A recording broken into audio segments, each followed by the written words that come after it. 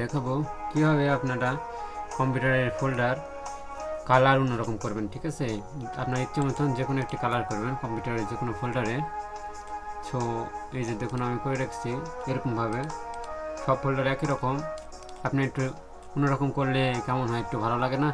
So আজ আমি এই টিপস আপনাদের দেখাবো কীভাবে আপনি এই কালার করবেন। ঠিক আছে, সো এই জন্য আমাদের কী করতে হবে, ফার্স্ট টাইমে আমাদের গুগলে যেতে হবে।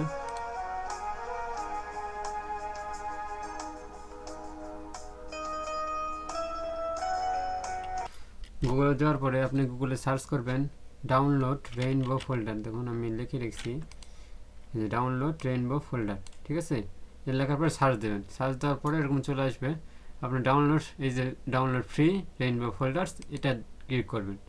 ঠিক আছে, এটা ক্লিক করার পরে ঠিক আছে আপনারা এই যে এভাবে আসবে, আসার পরে আপনারা এই যে ফ্রি ডাউনলোড, এটা এই রেইনবো ফোল্ডার্স, এটা ডাউনলোড করবেন। ঠিক আছে, এইটা ডাউনলোড করবেন। ডাউনলোড করার পরে ইনস্টল করবেন। ঠিক আছে, আমার ইনস্টল করা আছে ওই জন্য আমি দেখালাম না। ইনস্টল করার পরে আপনার কাজ শেষ।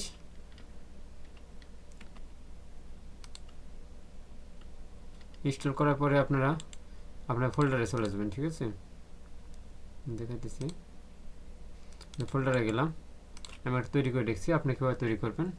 দেখুন আমি এটা দেখুন সেম ফোল্ডার, অন্য কালার, একই কালার, আমি এটা কালার ডিসকালার করবো এভাবে।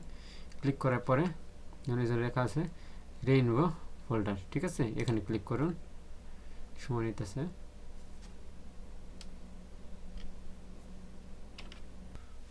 ওকে, আপনি যেই ফোল্ডারটা কালার অন্যরকম করতে চান আইকন, ওইটাতে ক্লিক করুন। তারপরে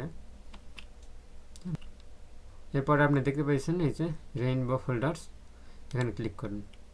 ক্লিক করার পরে এখানে ক্লিক করার পরে দেখুন এরকমভাবে চলে এসেছে।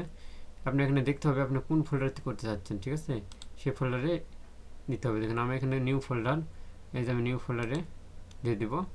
এখানে কালার ইচ্ছে মতন কালার আপনি দিয়ে দেন, যেই কালার আপনার মন চায় দিয়ে দেন।